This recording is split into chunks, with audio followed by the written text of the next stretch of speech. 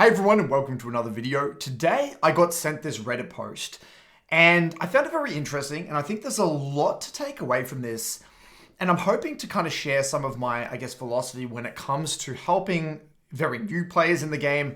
And I've changed a lot of my philosophy when it comes to helping the below platinum player base, since now I've been coaching below platinum for about a year and a half. So getting into the details here.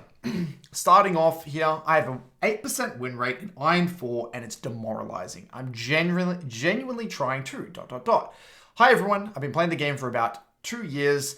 I'm not exactly playing this game to be really good, but when I do have phases where I get back into this game, I genuinely make an effort in my games and try to improve by watching videos. I've always seen myself as a player that sits around mid to bronze skill level, peaked bronze 2 on another account, and yet I've somehow fallen to Iron 4, the rank where, I've literally cringed at because I thought there was no way that I could ever be that bad. I find League to be really fun, but I've noticed a decline in my skill and it's kind of demoralizing. Just because I enjoy this game and it is a pastime, I'd like to at least be silver skill level. But yeah, there was also a point where the normals matchmaker would place me in bronze and silver games, but a month ago they started putting me in iron games and I was winning a decent amount of iron in normal games, so I decided to play ranked. I hit level 30 on this new account, but I've lost all my placements. Now he was iron 2, now he's iron 4 with 1 and 12 win-loss ratio. It's a bit demoralizing. Here's a VOD, etc., etc. Okay, so, when I read this, there's a lot of red flags. And I'm just going to kind of dissect this because I think this is really important to kind of set the groundwork of this video. And I'm hoping the viewer of this, watches it. I'm going to try and give you as pragmatic as possible advice and get you on the right track. So, first things first, he's been playing the game on and off for 2 years. Now, this is very vague. I don't know how on and off, whether it's off for 8 months, on for 2 months. I don't know. Just because you've theoretically had League installed for 2 years doesn't really tell me much about how much of the game you've played. Now, I also don't know about your gaming background. I don't know if League is your first video game. I don't know if it's you had a competitive background in StarCraft, World of Warcraft, Valorant. I have no idea. So, when it comes to very new people to the game, it helps to know a little bit more about your gaming background. Typically, people who sit in Iron, even despite playing a lot of the game, typically aren't the most sophisticated gamers. They haven't had that sophisticated gaming background. And I think it's important to manage your expectations accordingly, especially if you don't have that sophisticated gaming background. Now, League is not a game, and I think it's important to note that League is not a game where you can play on and off. It's not a good casual game. And I tell this to people, if you're looking for a fun, casual game where you just want to play a few games here or there, League is not for you, or specifically solo queue is not for you. You can play normal games, you can play ARAMs, you can, dick around with all that stuff. But if you want to play solo queue and improve, it's not a game where you can just, play for a month, put it down for 2 months, come back. It's just not that game because there is so much muscle memory that needs to be developed. It's such a brutal game in its design, incredibly snowball oriented. You get punished for small mistakes. And the game is always changing. It's just very, very hard to play this game casually. So straight up, if that's you, even if it was a pastime, it might be a sign that League isn't the game that you're looking for. And that's completely okay. Now, watching videos. If you are in Iron and you're very new to the game, watching educational content is actually a bit of a bait. And this is something that I've had to tell a lot of people. I've had, genuine new players come into my MLA program, which is centered around the level 30 to Platinum 4 climb. And yes, you're going to get value from watching videos, but more often than not, there is just an element of just getting in repetitions and really not overcomplicating it. I have worked with a lot of clients where it's kind of like information overload. They know from a logical perspective, all of this content. They've seen skill cap videos and my videos, shock videos and this and that, and they get very overwhelmed. And sometimes I feel like there's like a burden of knowledge. Now, I don't know if this person has gone down that rabbit hole or not, but that's worth noting as well. Now, another red flag here is that he's seen himself as a player that is a particular skill level. Whenever I hear this statement, I see myself player as X skill level. that doesn't really mean shit. The rank system never lies. Whether or not you see yourself at a particular skill level, it's always best to just kind of accept what is happening. Like, you need to just accept reality, because we like to think a lot of the time that we are better than we are. Because what happens, and the reason for this, what I've noticed, is that we remember our best performances rather than our poor performances. There's some scientific jargon here that I can't remember off the top of my head. It's kind of like selective bias or whatever it is, whereby we filter out the things that don't align with the narrative or our beliefs, and we tend to overemphasize the things that do. And if we believe that we're a particular level of play, we're going to kind of remember those moments. Oh, you remember I versed that player in that game and I beat that guy. Or I remember I played this game last week and I played really well. Or even you remember specific moments into the game where things went your way. But in reality, you're completely filtering out all of the bad things you'll do, or you're ignoring all of the bad things that you did. And therefore, you're further reiterating that kind of toxic belief, if you will. And so this can create this sense of delusion and a dissonance between the rank that you are at versus the rank that you think you should be at. And this can really beat people up, because then again, it's difficult for them to manage their expectations because they're literally just delusional. So it's very, very hard to have an accurate view of where you're at. More often than not, I just tell people, just let the system do its thing and get your goddamn games in. Now, the other thing here is that he's literally cringing because he doesn't believe he could ever be that rank. Maybe he's heard some other content creators or whatever, talk shit about Iron. I don't know. But again, labeling particular ranks as bad or good is also not really a healthy habit to get into. I won't really go any deeper than that.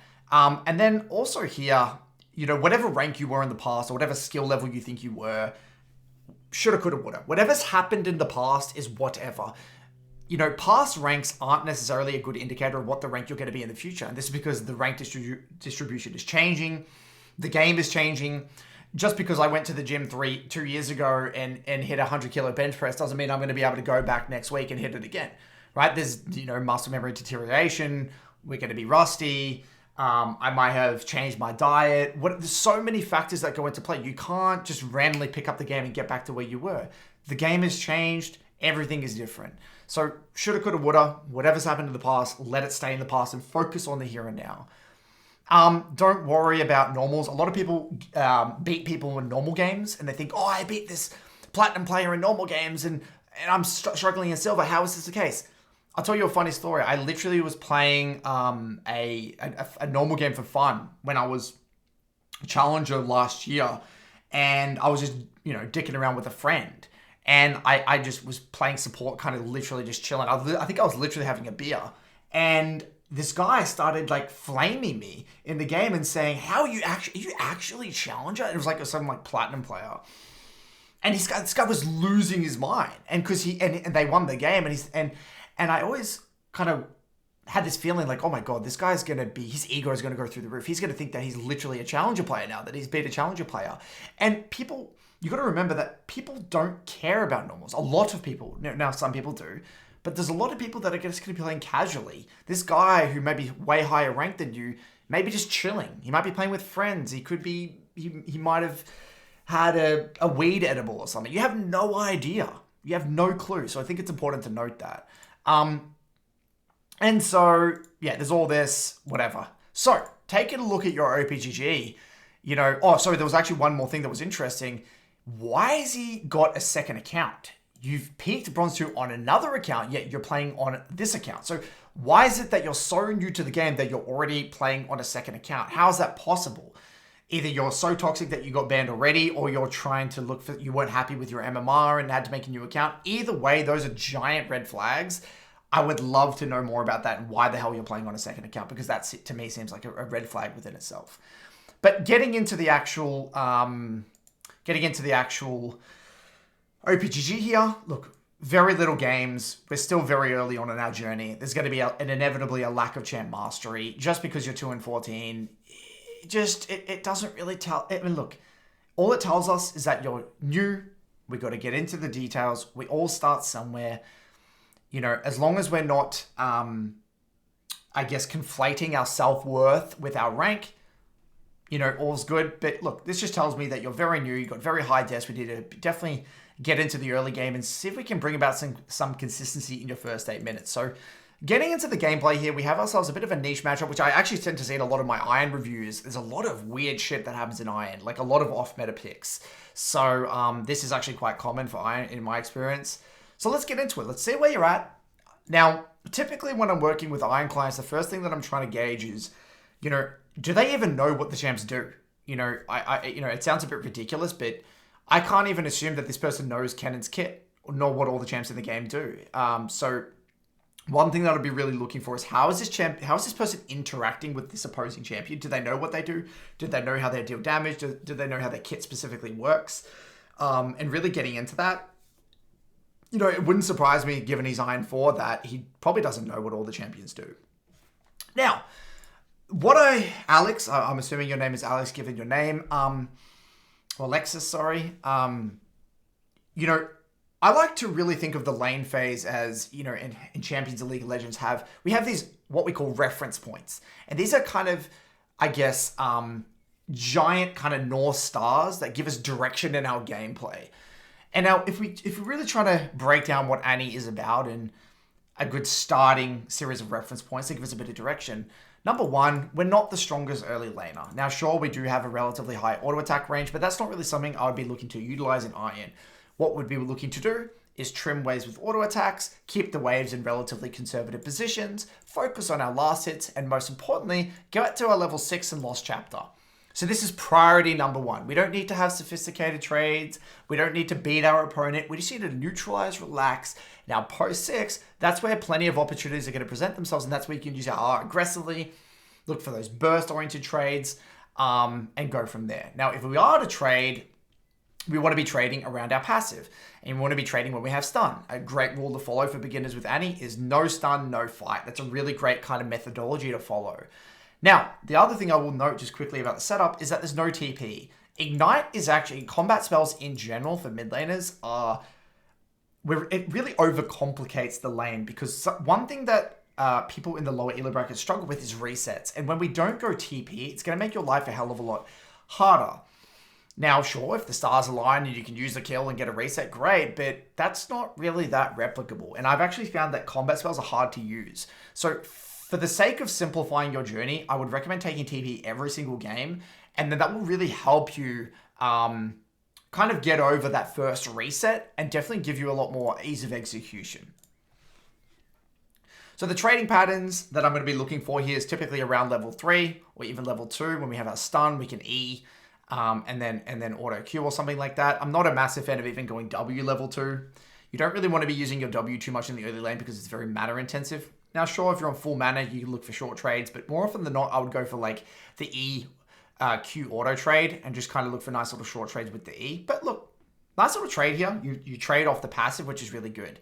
Now, I can already tell you from the movement, from seeing here, you are a genuine Iron player, by the way. And I know this for a fact because I literally coached an Iron 1 Annie player in my program today. And just the difference from that Iron 1 player to this level of play right here is completely different. So I can already tell you from the get-go, literally in the first 2 minutes of your gameplay, that you are exactly where you deserve to be. You are a Iron 4, Iron 3 level player. And I know that sounds harsh, but just from my experiences, I've seen a lot of Iron players, and just because you're moving quite conservatively, you don't really know how to use the attack range of Annie. And also, it seems to me you're struggling a little bit with the CSing. Now, I commonly see with Iron players, they struggle to CS under tower, and I can see that already. Typically, Alexis, for players like yourself who are maybe struggling a little bit with CSing under tower, if you find this to be a problem, so it doesn't look too bad. If you do find this is a bit of a problem though, there's a drill that you can do that I would recommend. Go into practice tool, put an enemy dummy in your base. Then what will happen is that the minions will just constantly come out uninterrupted because your minions are stuck in base. And then the waves are just going to keep piling in. And then you can just practice CSing under tower. What you can also do is you walk further in the lane, AoE it with some abilities, then teleport yourself here quickly, and then you can practice CSing under tower when the minions are at staggered HP values. That's something that you can do as an Iron player to really solidify your CSing under tower. So look, this is so far so good though. Again, I really like these trading patterns. We do use the E aggressively. We get a beautiful trade in according to our passive. I like it. Good electrocute trade. Really good. So we're chilling, really. I mean, outside some of the CS, we're doing an okay job. So as long as we keep trading in accordance to that passive. One thing as well here, you know, you really don't... Annie has a lot of mana issues in the early lane. You don't want to be getting caught up in the trades because your W specifically costs a lot of mana. A way to think about Annie's pre-6 trading is that trading is inherently a little bit of a luxury. You can look for short trades here and there, but you really want to make sure that you're trading in accordance to your kind of mana flow and electrocute, and you're really being quite conservative with your trades. Because what you'll find is that you're just going to go If you get one more combo onto this guy, you're literally going to be completely Now, just quickly here, you know, and you look, I really wouldn't go deep on this at an iron level, but really simply, when the wave's shoving out, and you're in a little bit of a more vulnerable position, preemptively warding while the minions are high HP, so ducking off to one side and getting a ward can go a very long way. It's not something I would really overemphasize in Iron, but worth noting. But we're chilling. Again, we've got our stun available, so we're fine. Brand comes through, we stun. I'm surprised we didn't E there. It would have been great to E to maybe even avoid the Q or anticipate it. One thing that really jumps out to me is that we just ran into a straight line and didn't use our E, which suggests that maybe he doesn't know what Brand does or how Brand's Q works. I'm unsure. That would be a question I would ask. Were you familiar about, were you anticipating the Q? Because League is a game of anticipation. We should be anticipating it and either moving a little bit sideways or even using our E to give us some movement speed there. So probably a little bit we could have done better there, but this message is quite concerning. Nothing I can do about that. Well, there's a lot you could have done about that, actually. We could have warded preemptively off the bounce here, because knowing that the wave is slow building out, we could have worked over here and got a nice little ward instead of leaning to one side. We could have also, again, used our E reactively, and we could have also sidestepped this incoming Q, utilizing the move speed of the E. So it's important just to keep an open mind, even if you don't fully understand it in the moment. Just keep an open mind. You know, more often than not, you don't know what you don't know. So try not to engage in these blanket statements and just engage in curiosity. It's important to stay curious. It's a very important aspect of the journey. Now, I would even assume that this person doesn't fully understand wave management. You know, another question that I would, if I were in a call with Alexis, I would have even asked here, do you know what's happening? If I would kind of freeze frame here and ask, do you know what's happening with the wave? Now, look, my personal philosophy when it comes to coaching Iron players is that fundamentals aren't overly important. You don't need to have sophisticated warding, leaning, wave management yet, but you do know how to trade. You do need to have champ mastery. You do need to know your reference points. I would say fundamentals start to really come more into play in high iron, low bronze. That's where the fundamentals really start to kick in a little bit. But in Iron specifically, the most important thing is good quality trading patterns, playing in and understanding what your champ fundamentally wants. So look, still not the end of the world. What is going to be tricky here, though, is that we're running quite Now, a really helpful metaphor, Alexis, and this is something that I guess might help you understand resources a little bit better. Specifically mana, but the same goes for HP. I want you to imagine your resources as fuel in a car. And so when you're driving, I don't know if you're old enough to drive, but if you're driving, you don't get to zero fuel and be like, gosh darn it, I wish I wish I went to that fuel station. Because you can't do anything about it. If we're getting low in fuel, what do when we're driving? We typically keep an eye on the fuel gauge, and it's like, okay, I've got that much left, I've got that much left. So you're going to plan when you're going to go to the fuel station, right? When you go to the gas station. The same thing applies to laners. If you're running low on resources, you need to be aware of it in advance. So it's always important to keep tabs on your resources. So if I'm running low, maybe I'm below half mana, maybe I've got no more pots yet, I've got to start thinking, I probably should go for a reset soon. So you need to be starting to at least think about, all right, well, I've got to be maybe a little bit more conservative with my ability usage because I'm running low on mana, and I might need to start planning out how to get a potential reset. So I don't know if you even know how to get a reset. You probably don't. That's okay. I don't think I'm going to cover it in this one here, but I just want to plant the seed in there in terms of, preemptively being a little bit more aware of your resources. That can go a very long way. I'm really glad to see that you watered. That's great.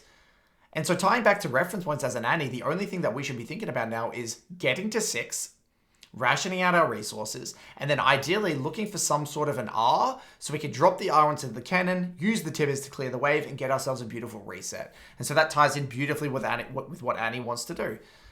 Annie needs to get to 6, and that's where we can start to take control of a lot of lanes and using those aggressive Rs. So we're doing okay. Getting spaced a little bit from cannon, that's completely fine. We've still got plenty of resources to work with. I love the reactive E usage. I love this, big fan. Not a massive fan of the W. Remember, the Ws are a luxury. They take a lot of mana. And also, this W is useless as well because it wouldn't really do much damage. You're not maxing W, and you don't have your stun available. So there's actually zero reason to cast your W in that moment. So now we're 6. Now what my mindset would be is, great, I need to keep up my stacks, and I'm going to look for an opportunistic R onto this guy so I can get the wave out and get myself a reset. And that would tie in again to the North Star points of what does Annie fundamentally want to do? Because we're getting quite low on resources, and we've got quite a lot of gold. We definitely need to be getting that reset here. Okay, struggling to CS a little bit, Unfortunately, we waste our stun, but that's all right. We can just CS under this under tower quickly, and Bob's your uncle. We're in a great position. Now, this is a borderline end of review trade, right? This trade goes against absolutely everything. We have no passive stack, so we can't get the stun. We've got a massive wave to attend to. And most importantly, if we go for this trade and we don't actually literally kill him here, we're going to be screwed because we're going to go completely and there's no way we're going to be able to get a recall. And now look at that. Even though you take an okay trade, we're going to miss a bunch of farm. And now, as an Annie, good luck getting a recall. We are completely screwed. And this shows to me that this Annie isn't... All this Alexis here is thinking about is, how do I kill this cannon? Rather than, how do I get a reset?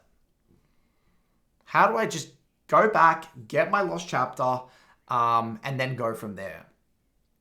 And now, again, it looks like we're going for another trade here when we have no passive stacks, nor do we even have the mana. And so we get all in because we're and then we die. So, that's end of review. Now, I wouldn't go further than this because you need to work on your early lane. You need to work on your reference points with Annie. You need to work on your trading patterns. So, in terms of what I would suggest for you, number 1, play around with the CSing under tower drill that I outlined before. Put the dummy in the base, let the waves come in, solidify that CSing under tower. Number 2, what I would suggest is I want you to start thinking of getting your Lost Chapter at level 6. That is, everything revolves around with that with Annie. If you can get Lost Chapter level 6 and focus on getting to that point successfully, you're going to have a lot more success. That's your first kind of mini game, if you will, with Annie. Very, very, very important. Number 3, I want you to tighten up your trading specifically in accordance to your passive stacks. When you have no passive stacks, no stun, no trade. Really that simple. Number 4, I want you to be a little bit more aware of your mana and think of mana as fuel, right? In a way whereby if you're running low on mana or starting to get low on resources, you want to be toning it down a little bit. It's very important to be rationing out those resources. And then I would say, outside of that, just we need to make some adjustments with your setup. I don't want to be seeing Ignite. I want you to be seeing TP. That's going to make your life a hell of a lot easier when it comes to resets. And then,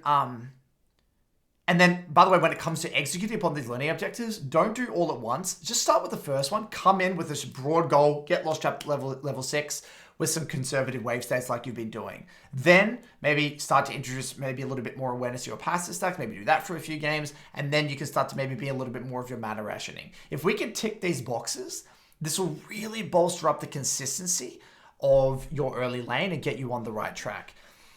Outside of that, man, the last thing that I would say is be kinder to yourself. Stop labeling yourself as bad or, piece of shit just because you're kind of Iron 4. Who gives a shit about your win rate? You're out there, League is your hobby. Have fun with it. You're a beginner, right? A baby who is trying to learn how to walk doesn't judge themselves for not knowing how to walk. That's just where they're at.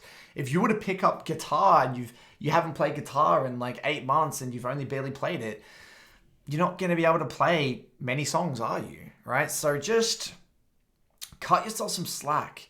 Be kinder to yourself. Don't worry about your win rate. I want your account to look as ugly as humanly possible, and that doesn't matter.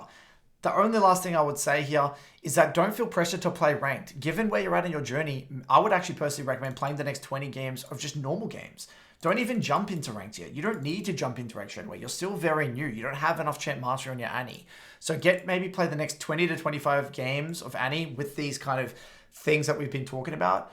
Try them in normal games, then introduce it into ranked, and then go from there. So hopefully this helps. If it did and you watched it, please let me know. I'd like to see a response. Otherwise, yeah, good luck with your solo queue and good luck with your league journey, and be kinder to yourself. Cheers.